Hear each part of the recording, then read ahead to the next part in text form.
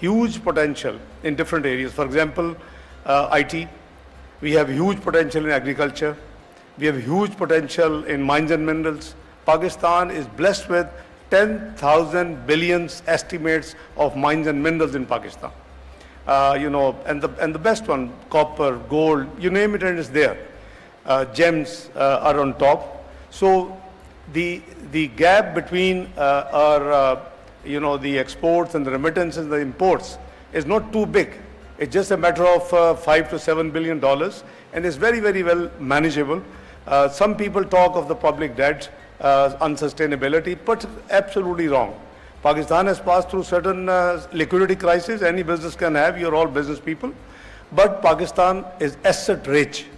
Against 130 billion of total debt and liability external, Pakistan is blessed with, as I said, we can count and I can share with you detail, over 10 trillion US dollars. So we have a future. We have, under the leadership of Prime Minister Shehbaz Sharif. So our focus, this is, the conference of, to my best 30 years, first time of its kind. We used to have an investment conference. There would be a few speeches, and Prime Minister will give his keynote, and then the business is over. We are here to do the matchmaking. My colleagues, all from the relevant ministries, are here. And as Excellency, the Ambassador of Pakistan in China, Mr. Khalil Hashmi, indicated, that there would be few rounds of group meetings after Prime Minister leaves. So I would urge you that please look into the possibilities, the potentials Pakistan has, and keep in mind that the labor cost is very competitive right now in Pakistan. Now, in order to make the facilitation in real sense to the business people, a special investment facilitation council has been set up under the leadership of Prime Minister Shehbaz Sharif, in which all the relevant ministers, federal ministers, the 4 chief ministers, and the relevant secretaries are there. You are supposed to be assisted for setting up of your business under one umbrella and one roof. So let me assure you, we are all there to help you, to assist you, and this is the high time that you consider doing your B2B joint ventures. And again, it is the first time Prime Minister is leading this conference, which is basically B2B, business to business, and not the government to government. So the outline given by my colleague, Finance Minister, is very clear.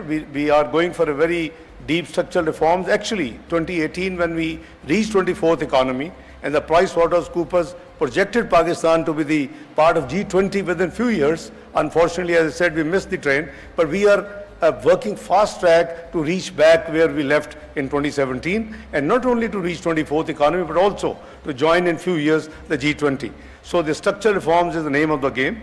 The consolidation of what we have done so far will be there, and you will see that the government will be exiting from the business. Apart from setting up units in Pakistan, whether it's export-led or import substitution or even a normal business, you will also have the possibility to participate in a very transparent privatization of different state-owned enterprises which we are working on. There's about 84 state-owned enterprises which are under consideration for the purpose of privatization. My colleague, Privatization Minister, is here also. You can have a word with him. So I don't want to take too long because the real business would start later. Let me thank the Shenzhen Municipal Corporation for setting up and for their warm hospitality and welcome. Let me also acknowledge the great job which Ambassador Khalil Hashmi and his team has done to set up and arrange all this. It's first time, as I said, in my 30 years of memory. So let me assure you that we are all there, myself, my colleagues under the leadership of Prime Minister Shehbaz Sharif, to assist you, to help you, to set up business in Pakistan on a very, very fast track. Thank you very much, and I wish you a very good day. Let's have a glimpse of Pakistan and the opportunities it offers.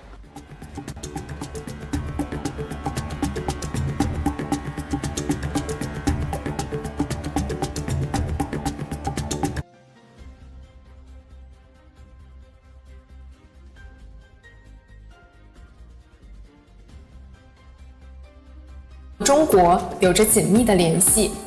现在在共同繁荣愿景的推动下，新的篇章即将展开。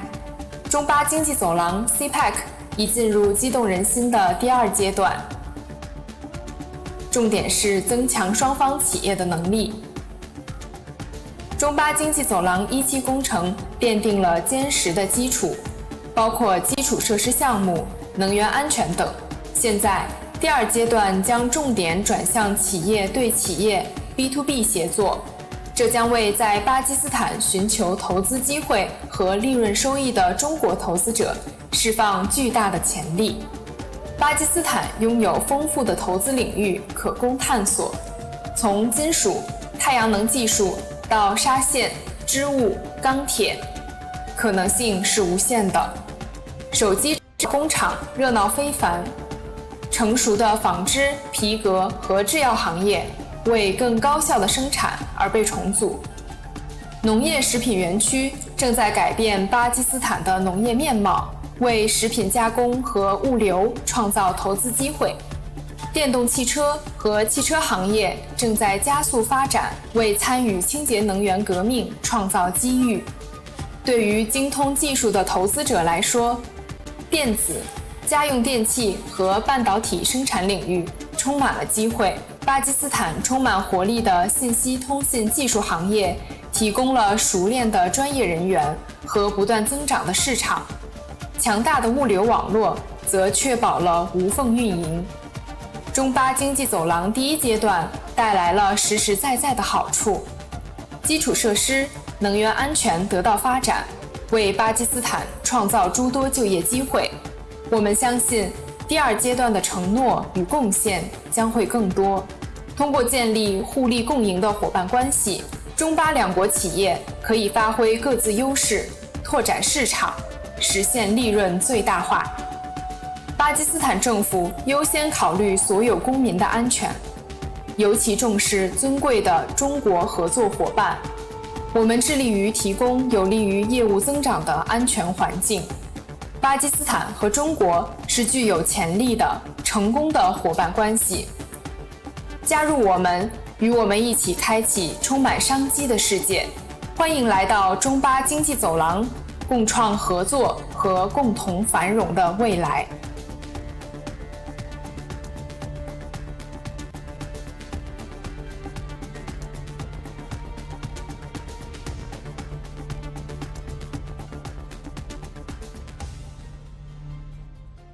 It is my privilege and honor to invite His Excellency Muhammad Shehbaz Sharif, the Prime Minister of Islamic Republic of Pakistan, for his keynote address.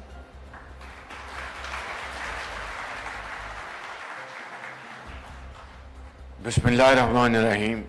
Honorable Executive Vice Mayor of Shenzhen, Mr. Tao, Honorable Ministers, Government of Pakistan, government officials, and honorable businessmen from Pakistan and from China and Shenzhen city. Ladies and gentlemen, it's really a great honor and a pleasure to stand before you and witness this, one of the most remarkable business event I have come across during my political career in my visit to this great country, in a great friendly country, China.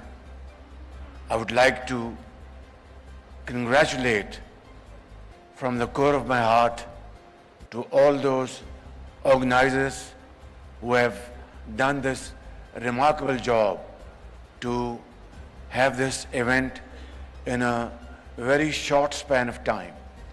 In that, I would like to congratulate our Ambassador, Mr. Hashmi, and of course our Ambassador, Mr. Zhao from China in Islamabad, and of course, Executive Vice Mayor and his team.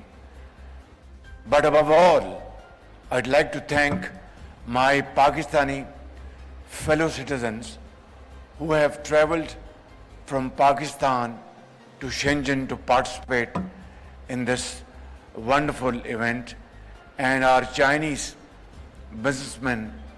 This shows and reflects the kind of commitment and the kind of fervor to promote our business and our friendly relations.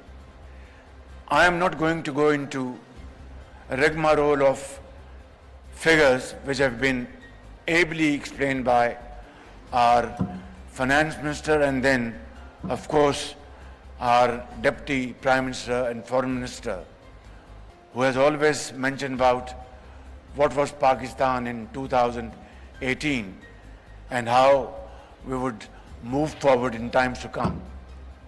Ladies and gentlemen, past is past, and if we live in past, we will gain nothing. But if we learn from past, we will gain a lot. And that's what we are here today to achieve through our mutual consultation and B2B discussions. Look at this miraculous transformation of Shenzhen. A few decades ago, it was a small fishing farmer's village. And today, Shenzhen, having a population of only 13 million people, its GDP is hovering around $500 billion. Is it not a miracle of this century? Is it not eighth wonder of the world? And I have to say, my dear fellow Pakistanis, not to deject you or disappoint ourselves,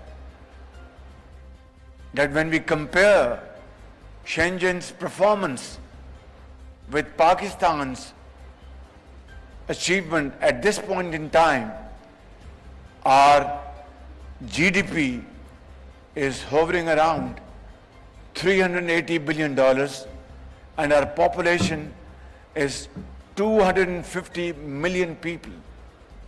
Now this is a very stark comparison, and this shows what? It's a lesson to be learned by all of us. It is through the most untiring efforts, forward-looking vision, starting from late Deng Xiaoping to this day by one of the world's greatest leader, President Xi Jinping's visionary leadership and his dynamism, that China today has become, in this short span of time, the world's second largest economy and the world's second mightiest military force. This is not a small achievement. China was born 2 years after Pakistan opened its eyes in 1947. And if you compare the figures of 50s and 60s, in many ways, our economic indicators were comparatively better than China. And today, there is no comparison. So, ladies and gentlemen, what I really want to sum it here today is that let's not get dejected. Let's put our act together. Let's resolve to work hard, and let's resolve to solve our problems, fundamental issues. This position which China has attained today has been attained through deep structural changes. And if you count 3 huge achievements of President Xi Jinping, is number 1, he almost erased corruption from the face of China. Number 2, he was able to take out 700 million people out of depth of poverty. And number 3, he invested in the youth of China. Hundreds of millions of Chinese boys and girls were empowered, and this investment has today resulted in Chinese huge dividends. There was complete transformation. And there was a time when China would import huge agri products, which it still imports today because of its population. But Chinese internal production has grown many times more than a few decades before. How and why? That they have gone into big investment in R&D. They have used the most modern techniques and tools to increase their agri production. And because Chinese labor became expensive, they moved to a higher level and gave up those conventional industries where competition became very tough with other competing countries. My fellow Pakistanis, here are these golden opportunities available to us. Today, after this plenary session, please sit down with your Chinese counterparts and find out ways and means how to move Chinese textile industry to Pakistan and stitch joint collaborations, joint investments, how to move in leather industry, how to progress in steel and engineering. As our Deputy Prime Minister said already, that Pakistan's mineral deposits today value around $10 trillion. And unfortunately, our export is meager $30 billion. So imagine the potential Pakistan has to boost its exports, the potential Pakistan has to dig out its gold mines, copper mines, convert them into semi-finished goods, finished goods, and then export to the entire world. And yet, this is one area where we are still dreaming. Today is the opportunity. Today is the time. Today is the moment for you to capture. Sit down with our Chinese friends and brothers and sit down with them and have serious discussions. I want to assure you, as not only as the Prime Minister of Pakistan, but as the Chief Executive Officer of Pakistan, that I will give you fullest support as like never before to promote your efforts to stitch these deals so that Pakistan and Chinese businessmen, they benefit jointly, have mutual benefits. Pakistan's industry grows, China gets profits, and Pakistani businessmen progress in all these fields. Sky is the limit. I don't want to take a lot of time today, but I'd like to say a couple of more things before I conclude my humble submissions. And those are that, and this is not that I'm speaking for myself. Please don't misconstrue me. Shenzhen speed. This was a remarkable achievement of late Deng Xiaoping, and then which was added on most ably by President Xi Jinping. This is back in 2017 that I was meeting the chairperson of Chinese Exim Bank, and she said, Chief Minister, I want to congratulate you for Punjab speed. I was a bit confused.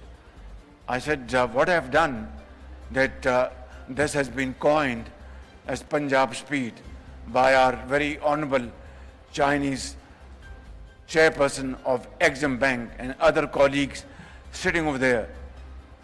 I said, thank you very much, madam, but I don't deserve these compliments. She said, no, Chief Minister, what you have done in Punjab, be it Orange Line, be it your infrastructure and other projects which you have done, is remarkable. Therefore, I'd like to call it Punjab speed. Today, when I've come to this great city, I had been here in the past as well. Now I understand what she meant by this Punjab speed, that I should come to Shenzhen and see this sprawling city, see this mighty progress, see this complete transformation, and go back to Pakistan learning a lesson from Shenzhen speed. This is Punjab speed, which we will convert to Pakistan speed. But ladies and gentlemen, this is not an easy task. Easier said than done. Please go through the history of Chinese struggle, starting from Long March. We all know about it. I don't want to go into that. And then various periods of Chinese history in the last 7 decades. But through all these difficult times, Chinese people swam together. They never lost hope. And this is a fact that China was being encircled by many. I don't want to go into that detail. Suffice it to say that there was every effort made to encircle China. But the Chinese people's strength, their iron resolve, and their leadership, they decided that they will not succumb to that pressure, and they will pass through this pressure, make their way through hard work, untiring efforts, and sweat and blood. And this is what China today is. And I would like to compliment all of you for this great achievement. I will go back to Pakistan with this resolve that come what may, we will follow this model of great economic transformation in Pakistan. Again, easier said than done, but then this model for us is enough to copy and emulate if we are sincere to our purpose, if we are sincere to the people of Pakistan, if we are sincere to posterity. By God, I can tell you, this is difficult but not impossible. So let's resolve today that this event in this great city of Shenzhen is an event which can create history, make history for all of us. And I want to finally mention that not only I will be with you all the way, we have already started structural changes in Pakistan. We have already started controlling corruption, although there is no country in the world which has completely erased corruption, be it Norway or Denmark, but they have controlled corruption to a very large extent. And since we are sitting here like a family and talking freely without any inhibition, I have to confess that we have problems in Pakistan. But inshallah, with this great team sitting here in this hall and back in Pakistan, jointly we will struggle and make Pakistan truly Qaid-e-Azam Pakistan, truly a welfare state Pakistan, for which millions of people gave their blood, they sacrificed for Pakistan while traveling from India to Pakistan with this ardent hope in their eyes that there will be a land where hard work, honesty of purpose will be the order of the day. Unfortunately, that has not been the case. But it's never too late, as somebody said over here. Let's start this journey today and follow this Chinese model. And I have to also accept and appreciate the dynamism of Chinese leadership, President Xi Jinping, how he has evolved a wonderful system to bring peace in this world where there are warring factions, wars going in various parts of the world, through Belt and Road Initiative. And under Belt and Road, CPAC, through which Pakistan has benefited immensely, and more than $25 billion worth investment was committed in Pakistan by Chinese investors. My dear Chinese brothers and sisters and Pakistani brothers and sisters, I'd like to end with a very sorrowful note that a few months back, our 5 Chinese brethren were killed in a terrorist attack in Bisham, north of Pakistan. And this dastardly act was most heart-wrenching. That day, entire Pakistan was in tears. That day, we were all very sorrowful. That day, we were reflecting that a great friend, China, not only great friend, a great neighbor, China, not only neighbor, the most trusted friend, China, who has stood by Pakistan through thick and thin, be it wars, floods, international forums, international issues. China never took a second or had a second thought to stand by Pakistan, came to Pakistan to invest in Pakistan for the well-being of the people of Pakistan, whether it's the people of Balochistan, Sindh, Punjab or KP, or Azad Kashmir or Gilgit-Baltistan, through their hard-earned money, and not in millions, but billions and billions of dollars. And yet, we were not able to protect those lives from the perpetrators. Ladies and gentlemen, particularly my Chinese brothers and sisters sitting here, I must tell you that that was one of the most saddest day of my life. Ever since, we have taken various measures to put in place a foolproof protection system, a foolproof security system to protect the lives of every Chinese brother and sister working all over Pakistan.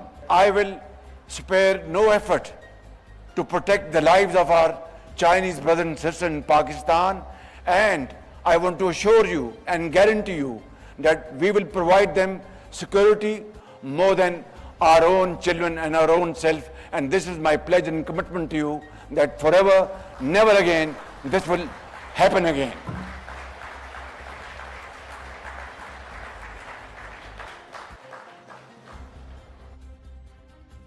This story will not, this sordid episode will not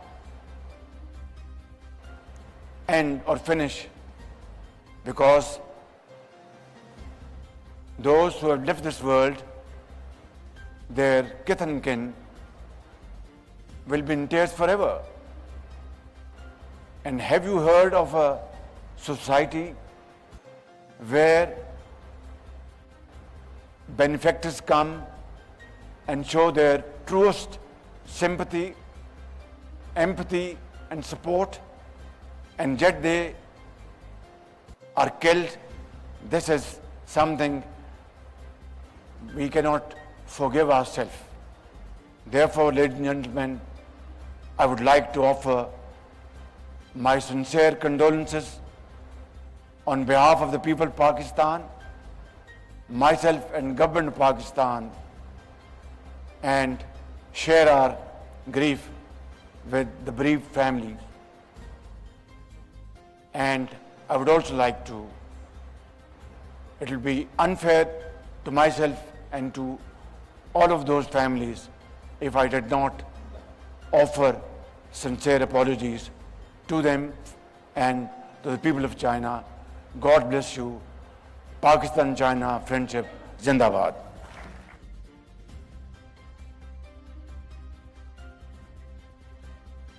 conference के इनकाद पर उन्होंने कहा कि हमारी सफीर